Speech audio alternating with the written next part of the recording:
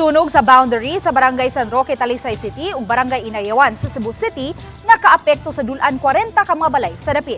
Ang report ni Moabot. Niulbo ang sunog alas 3:48 niadtong Sabado sa hapon nga matod pa nagsugod sa panimay nga iya sa usa ka ginganlan og Beverly diha sa Sitio Laray, Barangay San Roque, Talisay City. Tungod kay ginama sa light materials ang mga sikit-sikit nga balay, daling midako ang kayo. Naglisod ang kabomberohan sa pagsud sa lugar nga nasunugan tungod sa kagipot sa daan. Giginahanglan pa nga sumpay-sumpayo ng mga fire hose aron lang mapasiritan ang lugar nga nasunog.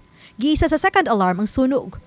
Sa tindahan nya akong pares ug akong anak nasa bus natugra nya mo to pagtawag nila nako mo to nga wa jud kay alamag kay namo ko tindahan layo man ang tindahan nya pag last man pag yun nasunugan pag yun mi nasunog nya magini nakamata dayon sila dako na naman diri ka sugod good. Moabot sa 1,050,000 pesos ang danyo sa sunog nga miog daw sa 37 ka mga balay. Upat ka mga balay ang partially damaged.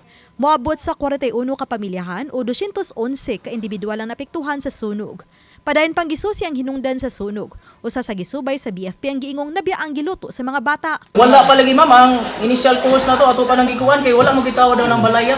Ingon na sila ng mga bata sir nga nagluto Mao istorya pero matod sa ni kaning Lia Jane kasi jud mismo ni sulod pa man sila sa balay katong papa bitaw ni Berly ni sulod pa daw sa balay napagikuha nga patilis niya dito ra gyud sa luyo ato pa nang i-verify nang ilang istorya nga nay nagluto. Wala ra hino inatalang nakalas o nasamdan sa maong sunog.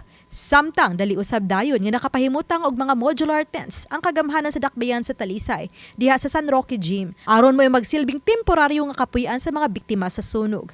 Niadtong Sabado, gisugdan ang pagpanghatag og mga pack meal sa mga biktima sa sunog.